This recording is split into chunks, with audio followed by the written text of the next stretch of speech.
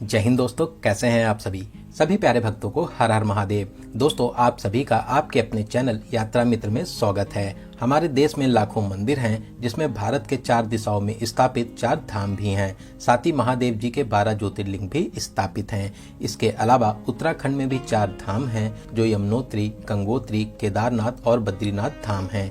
इन्हें मिनी 4 धाम कहते हैं। तो आज के इस खास और इन्फॉर्मेटिव वीडियो में मैं आपको भगवान शंकर के 12 ज्योतिर्लिंगों में से एक और उत्तराखंड के 4 धामों में से सबसे प्रमुख धाम श्री केदारनाथ यात्रा की संपूर्ण जानकारी बताऊंगा।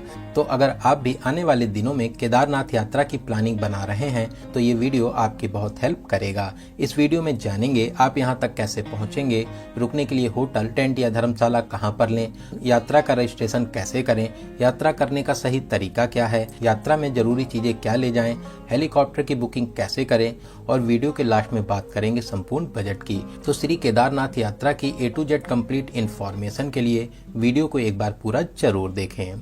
दोस्तों, इस साल 2025 में 4 धाम यात्रा 30 अप्रैल से शुरू हो रही है। यमुनोत्री और गंगोत्री जी के कपाट 30 अप्रैल को खुलेंगे। केदारनाथ जी के कपाट 2 मई और श्री बद्रीनाथ जी के कपाट 4 मई को खोले जाएंगे, जो करीब 6 महीने तक खुले रहेंगे। दोस्तों, इन 4 धामों में से केदारनाथ धाम की यात्रा सबसे कठिन होती है। साथ ही यहीं पर सबसे ज्यादा भक्त दर्शन करने के लिए आते हैं। तो चलिए फिर एकदम शुरू से शुरू करते हैं और जानते हैं आप यहाँ तक कैसे पहुँचेंगे। दोस्तों, हम लोगों की यात्रा शुरू होती है हरिद्वार या ऋषिकेश से। बात करें ट्रेन की तो हरिद्वार में वेल कनेक्टेड रेलवे स्टेशन है। इसके अलावा आप ट्रेन के माध्यम से ऋषिकेश भी जा सकते हैं। यहाँ से केदारनाथ धाम की दूरी 220 किलोमीटर रह जाती है। इस दूरी को आपको बाय रोड ही पूरा करना होता है। वहीं इस यात्रा का nearest airport jolly grant airport Dehradun में है, जो हरिद्वार से लगभग 40 किलोमीटर दूरी पर स्थित है। आपको हरिद्वार और ऋषिकेश में रुकने के लिए बहुत से होटल और धर्मशाला मिल जाएंगे। आप हर की पौड़ी पर स्नान करने के बाद में इस पावन यात्रा को शुरू कर सकते हैं। तो चलिए जानते हैं केदारनाथ तक जाने के लिए क्या क्या माध्यम रहते हैं। बात करें गवर्नमेंट बस की तो बसें ऋषिकेश से मिलती हैं, जो सुबह 3 बजे से शुरू हो जाती हैं और लास्ट बस 9 बजे तक ही मिलती है। आप कोशिश करिए एक दिन पहले ऋषिकेश आ जाएं और आते ही नेक्स्ट डे मॉर्निंग की बस की बुकिंग कर लीजिए। बस वाले इस 200 किलोमीटर दूरी के लिए 600 से 700 रुपए का चार्ज करते हैं। बस आपको केदारनाथ के सीतापुर बस स्टैंड पर ड्रॉप करती है, जो सोनप्रयाग से लगभग 1.5 किलोमीटर पहले पड़ता है। वहीं शेयरिंग टैक्सी आपको हरिद्वार बस स्टैंड के पास से मिलती हैं, जो रेलवे स्टेशन के सामने ही बना हुआ है। शेयरिंग टैक्सी में इस 220 किलोमीटर दूरी के लिए 1200 से 1500 रुपए चार्ज करते हैं। इसके अलावा प्राइवेट टैक्सी वाले एक साइड का 8000 से 10,000 रुपए का चार्ज करते हैं। दोस्तों, अगर आप 2 से 3 लोग हैं या फैमिली के साथ जा रहे हैं तो आपके लिए टूर पैकेज सबसे अच्छा ऑप्शन रहता है, क्योंकि बस सुबह जल्दी जाती है और बस की बुकिंग करने के लिए आपको एक दिन पहले आना भी होता है। तो आप बहुत ही अच्छी टूर पैकेज एजेंसी अद्भुत उत्तराखंड ट्रेवल से टूर पैकेज ले सकते हैं। स्क्रीन पर और डिस्क्रिप्शन बॉक्स में आपको सभी डिटेल्स मिल जाएंगी। इनके रेट्स और सर्विसेज भी अच्छी रहती हैं। तो चलिए पहाड़ी रास्तों को पार करते हुए बहुत ही शानदार सफर पूरा करके अब हम लोग पहुंच चुके हैं सोनप्रयाग। दोस्तों, कार या टैक्सी के माध्यम से आप सोनप्रयाग तक आ जाएंगे। यहीं पर मल्टी लेयर पार्किंग भी बनी हुई है। सोनप्रयाग केदारनाथ का पहला पड़ाव है। सोनप्रयाग से ही केदारनाथ यात्रा शुरू होती है। तो चलिए बात करते हैं रुकने के लिए आपको होटल कहाँ पर लेना चाहिए।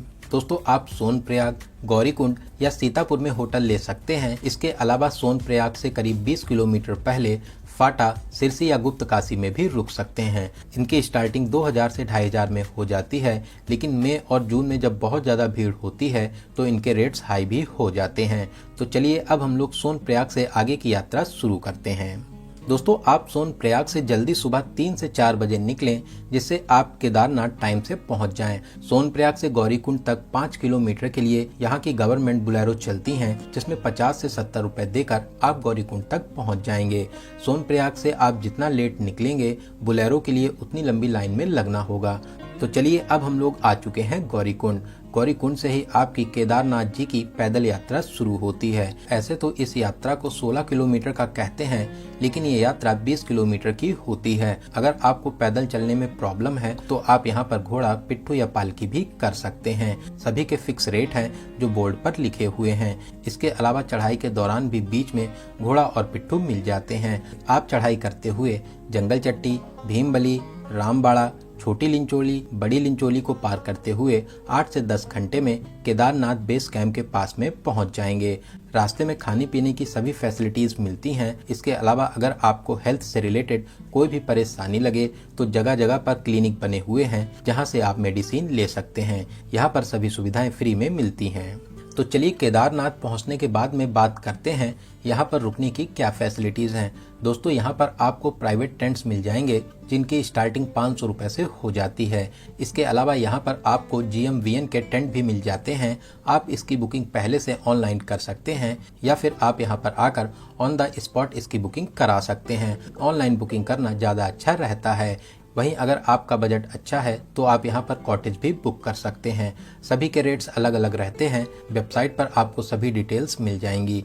तो चलिए रात में हम लोग अपने टेंट में आराम करेंगे और अगले दिन जल्दी सुबह उठकर स्नान करने के बाद में दर्शन के लिए चलेंगे। दोस्तों आप जितना जल्दी जाएंगे भीड़ उतना कम मिलेगी। तो प्रसाद लेकर लाइन में लगकर मंदिर में प्रवेश करेंगे। श्री केदारनाथ ज्योतिर्लिंग के दर्शन कर जीवन को सफल बनाएंगे।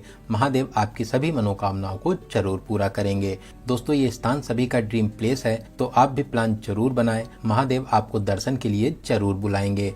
इसके अलावा दर्शन करने के बाद में मंदिर परिसर में कुछ देर जरूर बैठें। यहाँ पर बैठकर आपको बहुत ही सुकून मिलेगा। फिर उसके बाद में आप सोनप्रयाग के लिए वापसी कर सकते हैं।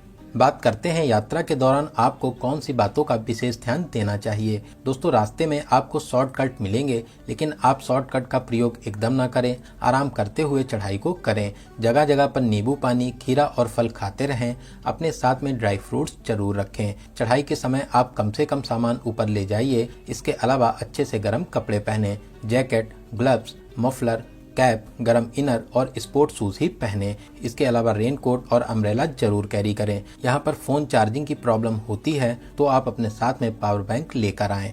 प्लास्टिक का यूज कम से कम करें। चढ़ाई के समय सिगरेट, पान, गुटखे का सेवन ना करें, वरना आपको सांस लेने में प्रॉब्लम होगी। तो चलिए अब हम लोग बात करते हैं यात्रा के लिए रजिस्ट्रेशन कैसे करें। दोस्तों 4 धाम यात्रा के लिए रजिस्ट्रेशन जरूरी है। आप ऑनलाइन और ऑफलाइन दोनों तरीके से रजिस्ट्रेशन कर सकते हैं, लेकिन ऑनलाइन रजिस्ट्रेशन करना ज़्यादा अच्छा रहता है क्योंकि ऑफलाइन में बहुत भीड़ होती है। आप उत्तराखंड की ऑफिशियल वेबसाइट या ऐप के माध्यम से रजिस्ट्रेशन कर सकते हैं। वहीं दोस्तों अगर आप चाहें तो पवित्र केदारनाथ जी की यात्रा हेलीकॉप्टर से भी पूरा कर सकते हैं। हेलीकॉप्टर आपको गुप्तकाशी, फाटा और सिरसी से मिलते हैं। आप ऑफिशियल वेबसाइट heliyatra.irctc.co.in के माध्यम से इसकी बुकिंग कर सकते हैं। दोस्तों आप एक बात का विशेष ध्यान रखें, ऑफिशियल वेबसाइट के अलावा किसी भी वेबसाइट या एजेंट के माध्यम से बुकिंग नहीं होती है। हर साल बहुत ज़्यादा फ्रॉड होता है, तो आप ऑफिशियल वेबसाइट से ही बुकिंग कीजिए। अभी 2 मई से 31 मई तक की ही बुकिंग शुरू हुई है। अगले महीने की बुकिंग के लिए आप वेबसाइट से अपडेट लेते रहें। तो चलिए बात करते हैं यहाँ पर आने का सबसे अच्छा समय कौन सा रहता है। दोस्तों ऐसे तो 6 महीने ही कपाट खुले रहते हैं, लेकिन मई और जून में सबसे ज़्यादा भीड़ होती है। इसके अलावा सितंबर और अक्टूबर भी अच्छा समय माना जाता है। जुलाई और अगस्त में बारिश का टाइम रहता है, तो आप चाहें तो उस टाइम को अवॉइड भी कर सकते हैं। बात करें आपको कितने दिनों का टूर प्लान बनाना चाहिए। दोस्तों अगर आप हरिद्वार या ऋषिकेश से आने जाने का प्लान बनाते हैं और आप पैदल यात्रा करते हैं तो फिर आप 5 डेज और 4 नाइट का प्लान बना सकते हैं। इतने टाइम में आप बहुत ही अच्छे तरीके से इस पावन यात्रा को पूरा कर लेंगे।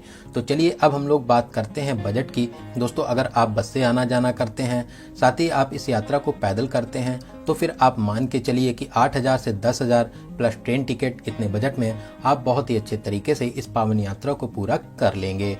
वहीं दोस्तों अगर आप बिना किसी परेशानी और बिना किसी भागा दौड़ी के बहुत ही अच्छे तरीके से इस यात्रा को पूरा करना चाहते हैं, तो आपके लिए टूर पैकेज भी एक अच्छा ऑप्शन रहता है। आप बहुत ही अच्छी टूर पैकेज एजेंसी अद्भुत उत्तराखंड ट्रेवल से टूर पैकेज ले सकते हैं। स्क्रीन पर और डिस्क्रिप्शन बॉक्स में आपको सभी डिटेल्स मिल जाएंगी। आप बात करके अपने टूर पैकेज की डील को फिक्स कर सकते हैं।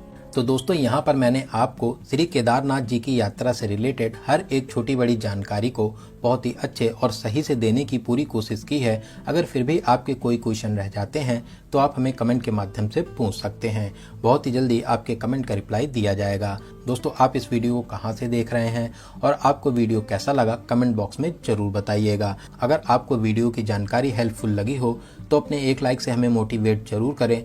साथ ही साथ अपने सभी फ्रेंड्स और रिलेटिव में जरूर से जरूर शेयर करें। वहीं अगर अभी तक आप हमारी फैमिली यात्रा मित्र से नहीं जुड़े हैं तो प्लीज़ चैनल को सब्सक्राइब जरूर करें, साथ ही साथ बेल आइकन प्रेस करने के बाद में ऑल नोटिफिकेशन को जरूर क्लिक करें। तो चलिए दोस्तों, अब मिलते हैं किसी ऐसे इन्फॉर्मेटिव वीडियोज़ में। तब तक आप अपना और अपने परिवार का बहुत ज़्यादा ख्याल रखें। आपकी यात्रा सफल, सुगम और मंगलमय हो। जय हिंद, जय भारत, हर हर महादेव।